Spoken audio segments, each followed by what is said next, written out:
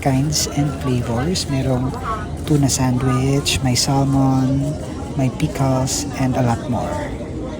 And next, meron tayong egg tuna sandwich. Meron ding ham and egg sandwich. And of course, may mga noodles din, mga ready to go. You just have to add hot water on it and pwede mo siyang kainin.